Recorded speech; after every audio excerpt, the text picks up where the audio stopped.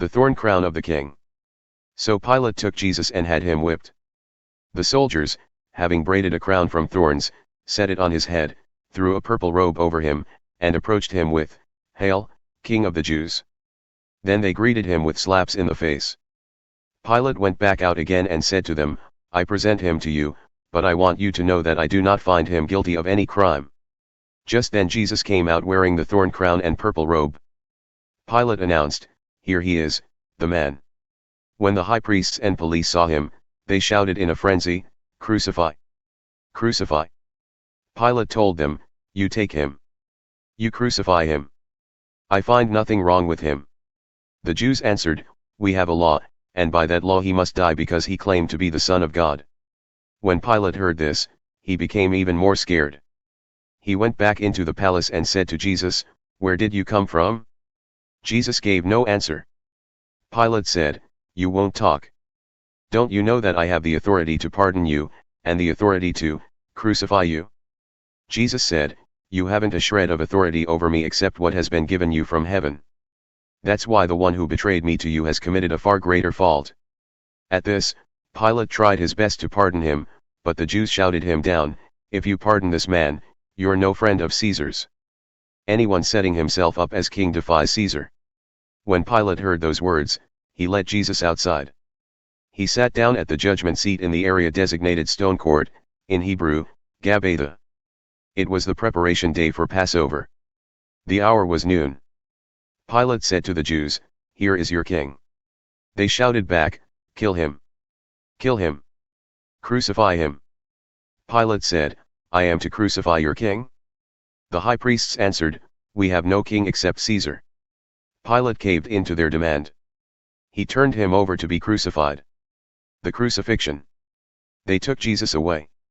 Carrying his cross, Jesus went out to the place called Skull Hill, the name in Hebrew is Golgotha, where they crucified him, and with him 2 others, one on each side, Jesus in the middle. Pilate wrote a sign and had it placed on the cross. It read, "Jesus the Nazarene, the King of the Jews." Many of the Jews read the sign because the place where Jesus was crucified was right next to the city. It was written in Hebrew, Latin, and Greek. The Jewish high priests objected. "Don't write," they said to Pilate, "the King of the Jews." "Make it," this man said, "I am the King of the Jews." Pilate said, "What I've written, I've written." When they crucified him, the Roman soldiers took his clothes and divided them up 4 ways, to each soldier a fourth. But his robe was seamless, a single piece of weaving, so they said to each other, "Let's not tear it up. Let's throw dice to see who gets it." This confirmed the scripture that said, "They divided up my clothes among them and threw dice for my coat." The soldiers validated the scriptures. While the soldiers were looking after themselves, Jesus' mother, his aunt, Mary the wife of Clopas, and Mary Magdalene stood at the foot of the cross. Jesus saw his mother and the disciple he loved standing near her. He said to his mother, "Woman, here is your son." Then to the disciple, "Here is your mother." From that moment the disciple accepted her as his own mother. Jesus, seeing that everything had been completed so that the scripture record might also be complete, then said, "I'm thirsty." A jug of sour wine was standing by.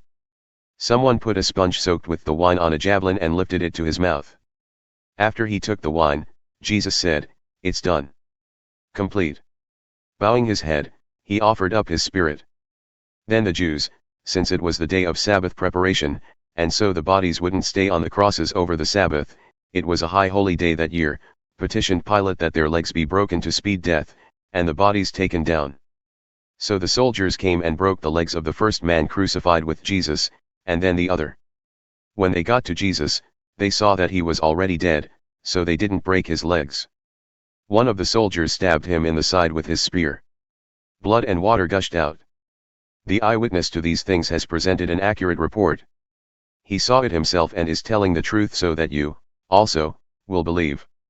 These things that happened confirmed the scripture, "Not a bone in his body was broken," and the other scripture that reads, "They will stare at the one they pierced."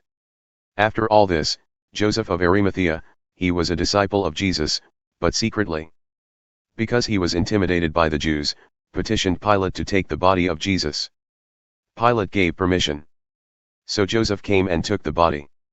Nicodemus, who had first come to Jesus at night, came now in broad daylight carrying a mixture of myrrh and aloes, about 75 pounds. They took Jesus' body and, following the Jewish burial custom, wrapped it in linen with the spices. There was a garden near the place he was crucified, and in the garden a new tomb in which no one had yet been placed. So, because it was Sabbath preparation for the Jews and the tomb was convenient, they placed Jesus in it.